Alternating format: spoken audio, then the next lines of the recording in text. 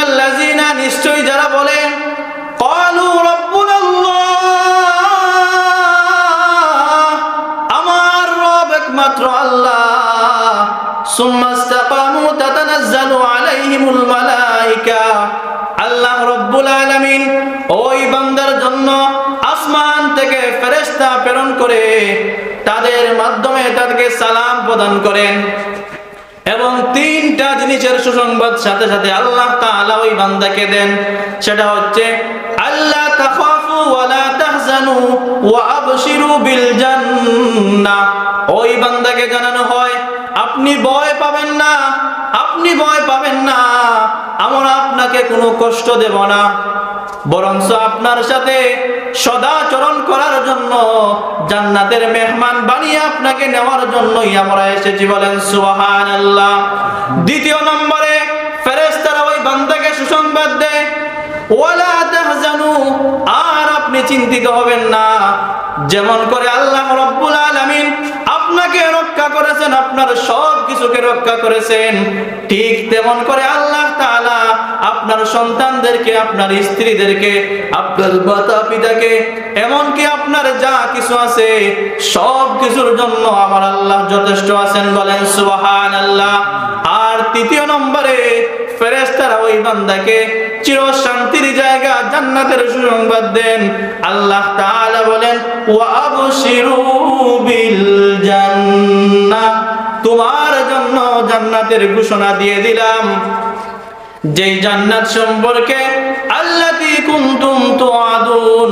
আমি আল্লাহ ইতিপূর্বেই তোমাদেরকে ওয়াদা দিয়েছিলাম। তাহলে ভাইজান আমার একজন নেককার বান্দার যখন মওতের সময়টা চলে আসে মওতের সময় যখন তার ঘনিয়ে আসে তখন সময় ফেরেশতারা তার কাছে এসে তার জানটা এত সুন্দরভাবে কবজ করেন তার রূহটা এত সুন্দর করে তার বাহির করেন নেককার বান্দা একটু টের পায় না বলেন সুবহানাল্লাহ। অন্য হাদিসের মধ্যে এসেছে যখন নেককার বান্দার রূহটাকে কবজ করা হয় নেককার বান্দার রূহটাকে কবজ করার পরে ফেরেশতারা ওই রূহটাকে নিয়ে আকাশের দিকে চলে যান প্রথম আসমানের মধ্যে গিয়ে প্রথম আসমানের পাহারাদার যিনি ওই ফেরেশতাকে ডাক দিয়ে বলেন দরজাটা খুলো তখন ওই ফেরেশতা ওপার থেকে জিজ্ঞাসা করেন কেন দরজা খুলবো আর তোমার কাছ থেকে তো ঘ্রাণ কোথা থেকে আসতেছে কারণটা কি বলো তখন ওই রূহ কবজকারী ফেরেশতা বলবেন ফুলান ইবনে ফুলান অমুক ব্যক্তির সন্তান অমুক ব্যক্তি আজকে ইন্তেকাল করেছেন এই বান্দার রূহটা হচ্ছে জান্নাতি রূহ এই রূহটাকে আসমানের মধ্যে নিয়ে যেতে চাই আপনি আসমানের দরজা খুলুন তখন আসমানের প্রথম আসমানের পাহারাদার আহলান সাহলান বলে সালাম জানিয়ে ওই বান্দার জন্য আসমানের প্রথম আসমানের দরজাটা উন্মুক্ত করে দেবেন দ্বিতীয় আসমানে একইভাবে জিজ্ঞাসা করবে দ্বিতীয় আসমানের দরজা খুলে যাবে এইভাবে কুলে কুলে সপ্তম আসমানের উপরে গিয়ে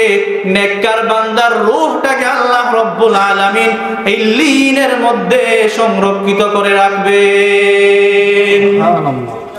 ইল্লিন হচ্ছে অমুক এই জায়গা যেখানের মধ্যে সমস্ত নেককার বান্দাদের রূহ এক জায়গার মধ্যে রাখা হয় সমস্ত জান্নাতি বান্দাদের রূহ যেই জায়গার মধ্যে রাখা হয় সেটা হচ্ছে ইল্লিন বলেন সুবহান।